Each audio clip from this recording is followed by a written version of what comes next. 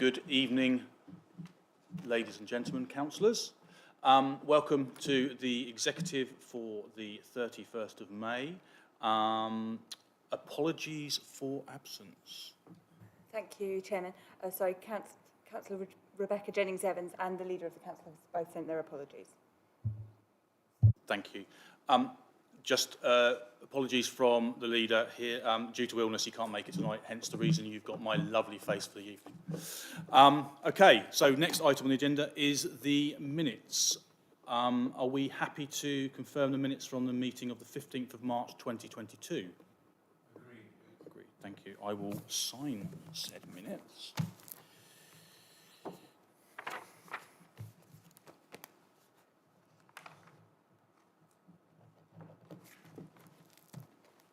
Thank you.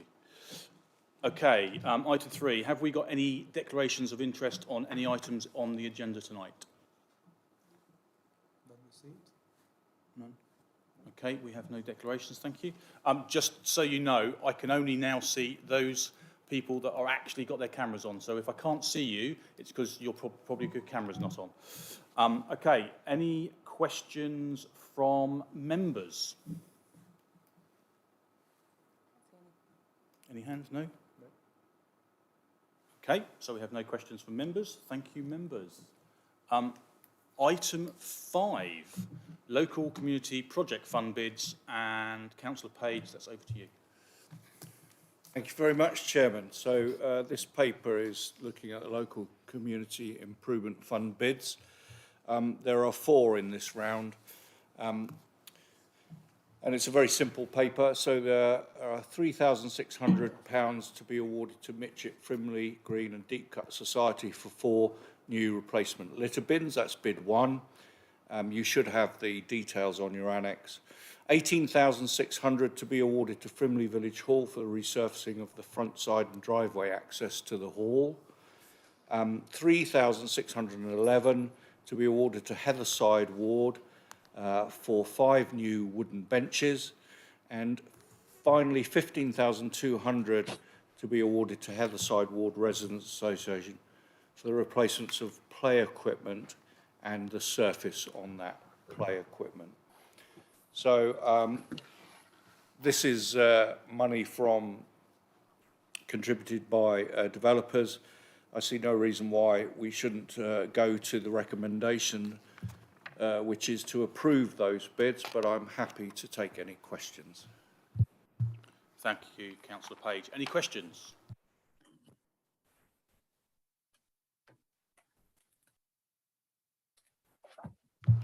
Okay, so we have no questions. So based on that, the executive is asked for the recommendation advised to resolve that in line with the CIL bids detailed in Annex 1, little I1, little I2, little I3 and 4.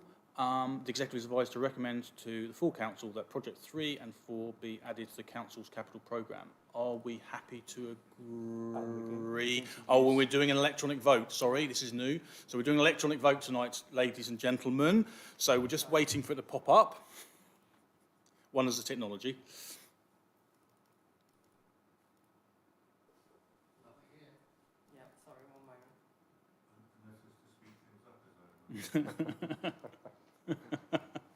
Teething problems.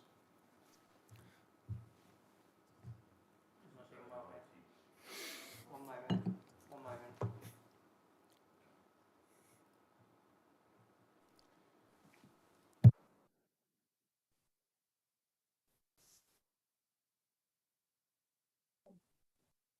I can promise you, we just did 2 or 3 trial runs and it worked perfectly fine when we were testing it.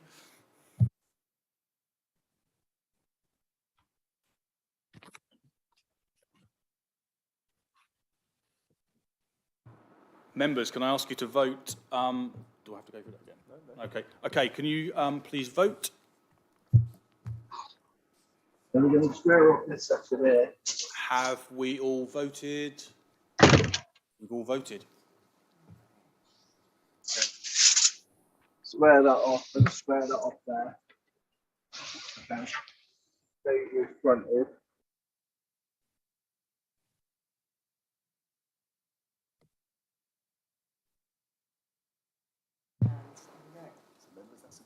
Members, that's agreed. Sorry, I was so surprised.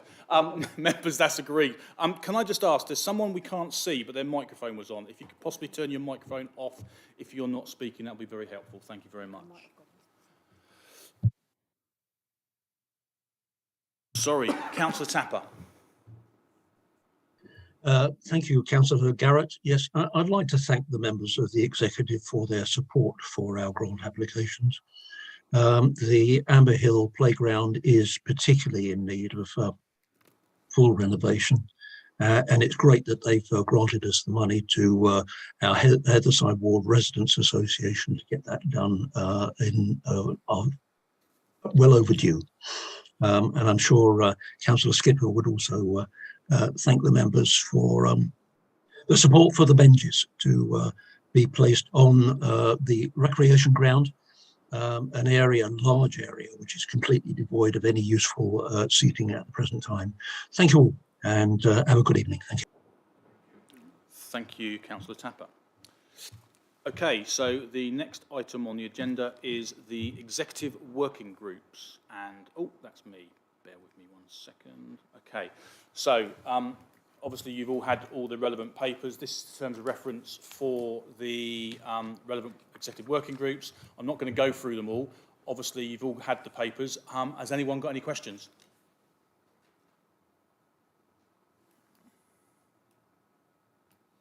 No. Okay. So, it's just worth pointing out that actually you should be on the property investment working group rather than Councillor Dugan. okay. I've just been highlighted to me that the property working group is now myself rather than Councillor Dugan. So that's the slight amendment that will be made to that. Assuming no one has got any issues with that, we'll proceed to the vote. The executive is advised to resolve to little 1, 2, 3 and 4, the appointments of the Executive Working Group 22-23. Assuming that we're ready to go, members, can we vote on that, please? Look at that. Have we all voted, Executive? Yes. Thank you. That's been agreed. Okay, so next item on the agenda is appointments to outside bodies. Okay, 35 to 50. I need to do a hard copy of that agenda. Okay, so this is obviously the appointments to outside bodies. Again, you've got all the papers in front of you. There are a few that where we just need to address a few points. So I'm just going to go through those and then hopefully we can agree to the rest on block. So the first one where we need to make a decision, Executive, is the Basingstoke Canal Joint Management Committee. The representation is Councillor Helen Whitcroft and Councillor Black. We actually need one sub for that. And based on the fact that Councillor Whitcroft was the substantive member last year, and that means that what we were suggesting is Councillor Stuart Black would be the sub. Are we happy to agree? Do we have to vote on all of these separately? Okay. We're not going to do. We have Councillor Wheeler with her hand up. Okay, no problem. No problem. I understand, Councillor Wheeler, you've got your hand up. I can't see it, so I apologise. That's okay, and I'm having problems with unmuting. It's actually a general thing about the appointment to outside bodies, both from my point of view and my group's point of view. So I'm happy to bring that up now before you go through this process, or later, whichever is better for you. Probably, if you want to bring it up now, then we can obviously discuss it if needed. Okay, fine. It's just really we had a recommendation a couple of years ago and again last year that people that are appointed to outside bodies should give a written report. We haven't received written reports for all of the groups. I haven't done a written report, for example, for one of the ones that I represent. So I feel slightly hypocritical in bringing this up. But I do think that rather than doing it on an annual basis, that actually we should look to have a report on a quarterly basis. And those members that are appointed to outside bodies and either don't attend or don't report, should be asked to maybe reconsider their appointment. And I just would be interested to understand the executive's view on that, because actually we aren't getting good engagement. We're not getting good knowledge through. And I wondered if anyone taking appointment in any of these outside bodies could be appointed on the understanding that they will come back on a quarterly basis to report to full council. Thank you. Thank you, Councillor Weeder.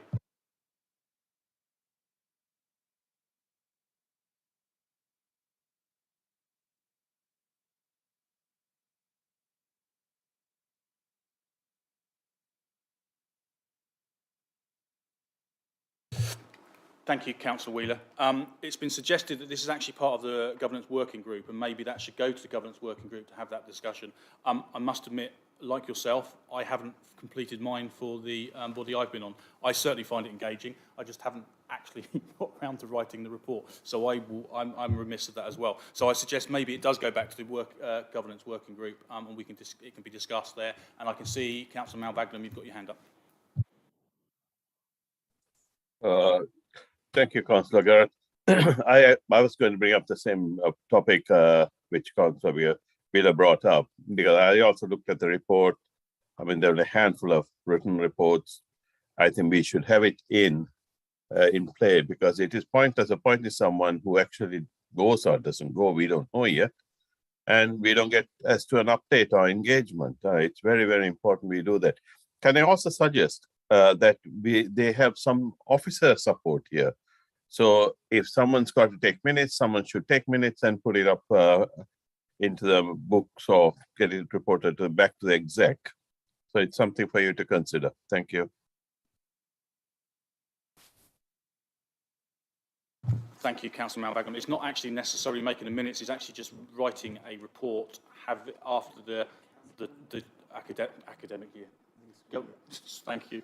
year, municipal year, and giving a report back. So, as I say, I've been as remiss as other councillors on here. So, if it goes back to governance working group, and then we maybe make sure that we can bring him forward to get regular reports on an annual basis, I would suggest is the best thing to do. Oh, Councillor, we got, okay, so, who was first? Okay, Councillor Wheeler first, then Councillor Tapper. Thank you. Can I say I'm not actually sure that this does need to go back to the governance working group. I think as an executive, you should be able to vote. And certainly the view that has been expressed to me by Councillor Bates, which is one that I agree with, is that the reports should come back to the next available executive. So actually, some of these working groups have very important matters that are in them that we don't hear about until a lot later. And actually, it would be less onerous for those of us that are attending meetings, for those to come back to the next executive, and that expectation should be set. And I would just urge anyone that's going to has put the names forward for a working group to do it with that expectation, because coming back annually simply doesn't hack it. Thank you.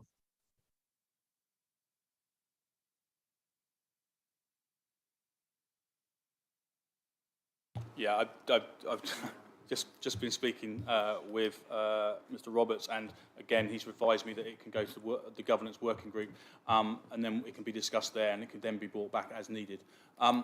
Councillor Tapper.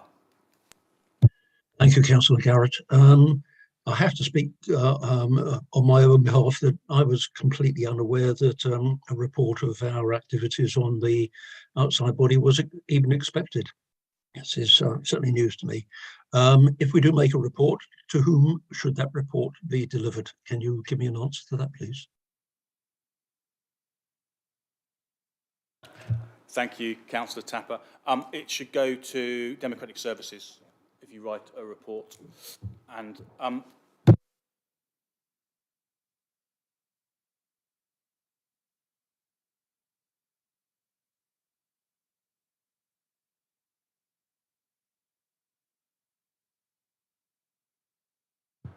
Councillor Malvagnam, is that a legacy hand, or did you have it up again?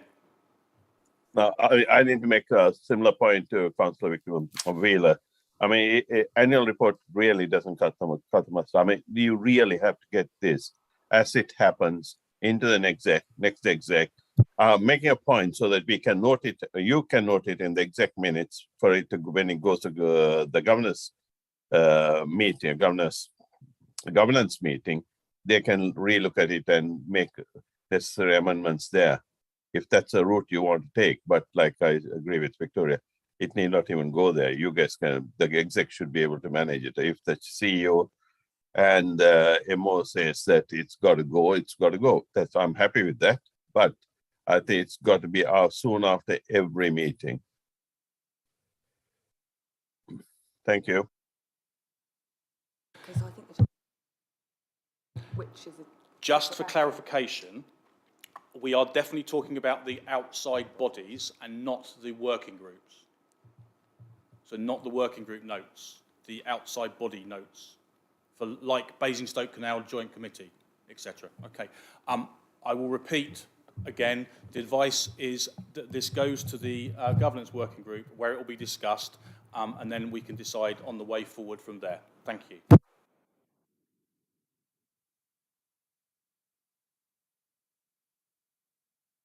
Okay, so we got to the Basingstoke Canal Joint Management Committee, and the recommendation was, and we're not using the machine for this because there's a lot to go through. The recommendation is that Councillor Whitcroft is the representative on that committee, and Councillor Black would be the sub. Are we happy to approve that, Executive? Agreed. Thank you. That's carried. Right. So the next one would be the Heatherside Community Centre Council. Councillor Skipper was the representative last year, and he put his name forward again this year.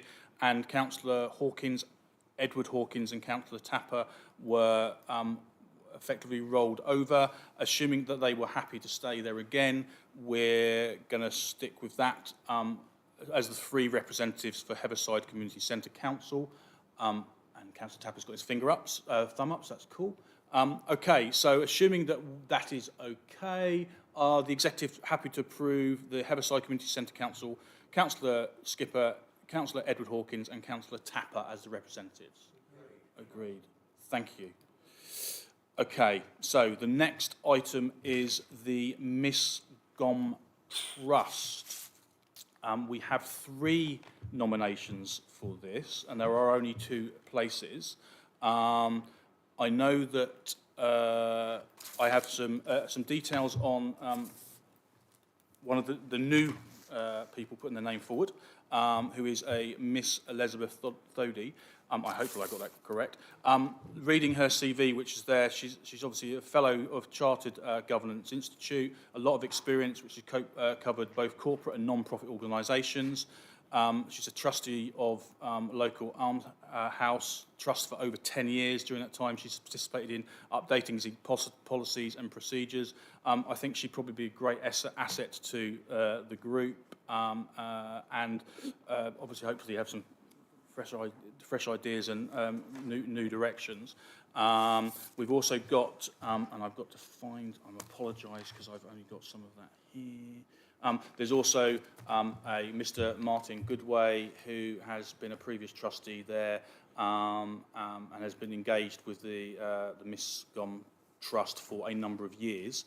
And also we've got Councillor Pat Tedder. So I believe that Councillor Dugan, did you want to say something about this? Because I know you're already a trustee there as well. Thank you, yes. It's unusual to have an embarrassment of riches in applications for the Miss Goms Trust, but it's really good to see. Councillor Tedder is the current chair, and to my mind would be a very obvious for her to continue. And then you've got, I guess, the difference between Martin, who's been involved in the trust for many years, and Miss Thody, who's new, but whose CV speaks volumes. My view in it, in all honesty, is I think some new blood into the trust would be a very good thing. Thank you, Councillor Dugan. So, based on the information we have before us, I suggest we firstly vote on whether the executive is happy to proceed with Councillor Tedder as the member for Surrey Heath Borough Council. Are we happy to agree that, executive? Okay. And I'm also going to propose, on behalf of Surrey Heath, that we propose Miss Elizabeth Thodey as the representation for Surrey Heath. Are we happy to agree that executive? Okay. As Councillor Dugan says, we had an embarrassing riches here, and obviously there are only 2 places. So I'd like to thank Mr. Martin Goodway for his service and support of the AE Gum Trust in the previous years. Thank you. Okay, so the next one on my list that we need to discuss is the Surrey Heath Local Committee. There were a few that had put their name forward to stand again, and there was a few that were effectively being rolled over. What I'm going to propose is we've also got Councillor Morgan Rise that was a sub, has said he would like to become a member of the group. What I'm going to propose is that Councillor Rise become a member and Councillor Whitcroft become the sub for that committee. So that would mean that Councillor Allaway, Councillor Chapman, Councillor Josephine Hawkins, Councillor Victoria Wheeler, Councillor Morgan Rise and Councillor Valerie White would be representatives, and I'm wrong, there is no, yes, I know, there are actually no subs on that. I've been informed earlier today there are no subs on that local committee, so there would be no proposal for Councillor Whitcroft to be a member of that group. Is the executive happy to proceed under those circumstances? Agreed? Okay, cool. Thank you very much. Right, now they were the items on there that we needed to discuss. So assuming that we are happy as an executive to agree, we've already agreed those, agree the rest in bulk, are we happy to agree the rest of the representation of the outside bodies? This is one we need to, we're doing, okay. We're doing electronically? Yeah. Okay, we're doing this one electronically.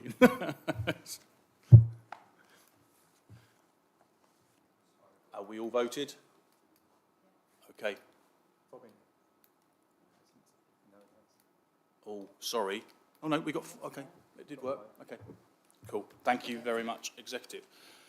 Okay, can I just, brilliant. Okay, so the Surrey Leaders Outside Bodies. We have, I believe, we've not received any nominations from the outside bodies, Surrey Leaders Outside Bodies. So unless anyone's got anything to say now, we've got nothing to put forward. So do we have anything to agree? Don't agree. We can't. There's nothing to agree. There's nothing. Yeah, there's nothing to agree, and no one seems to have that. Okay, fine. So that was just, that's to be, sorry? I would say that's probably just to be noted, because there was no nominations. Okay, so next item on the agenda is Household Support Fund Scheme, and I believe that is Councillor Croke. Thank you, Councillor Garrett. Obviously, you have the papers before you, and hopefully you've read them. So this one is really to make sure that we can get this processed as quickly as possible. We are currently waiting for the funds coming from County Council, so that is in process. So it's really to delegate the authority and the final details of this scheme to the portfolio holder, which is myself, and obviously HR as well, performance and communications. Our allocation is 159,183. The allocation itself has been told that we have to now go for 65 plus as our main people to start with. So we will be looking at doing 33% to be awarded to our pensioners. We will also do 33% to families, and also that leaves us a remainder for any other people that come forward. We will be using Citizens Advice Bureau to carry this on, as they did such a fantastic job for us before. It all worked extremely well. They know who to signpost to already. They have those people on board. I'm just trying to think of the other thing that we needed to say is it is down to us councillors to signpost as well to anybody that you feel is in that position that they are going to need that help. So please do signpost. We'll obviously put it out on our own comms. It will be going in Heath Scene. So it's really for us just to move forward and get this out as soon as possible to the residents in need, please, Executive. And if you have any questions, I am happy to take those. Thank you, Councillor Croke. Have we got any questions? No. Okay, thank you, Councillor Croke. Just from my side, I know that this is obviously something from when I was portfolio holder. This was obviously a really, really important thing, and we know in the current status of people's household, it is really, really desperate. I note that the first tranche finishes on the 30th of June, and as of tomorrow, we're in the 1st of June. I suppose the positive on this is we have already got the system in place. We are ready to go as soon as we can press the button on this. So, as Councillor Croke said, I think it's down to us as councillors to make sure we get the word out there to all those people that need the support in the first month, and then obviously it goes on to 30th of September. So, if we have no questions, I was going to say, I can comment further. So obviously on Thursday, 26th of May, Mr Sunak announced some more money that will be coming through, which is going to be 8 million coming forward, obviously, for the whole of the country. So potentially we're unsure of cut-off dates. It could mean that the dates will extend, which would be a good thing. So we know there is more money coming. So I think with regards to an end date, I think potentially it could carry on. So I think we're in a really good place for the borough and for our residents. So I think, yeah. thank you, Councillor Croke. That's very useful. Okay, Executive. The Executive is advised to resolve that, I won't go through it, small 1 and small 2 is agreed. Are we voting electronically for this one? We are, okay. Are we ready to go? If you can vote, place your votes, please. Have we all voted? Bingo. Thank you. Carried. Brilliant. Thank you very much. Okay, so item 10, exclusion of press. Have I got something?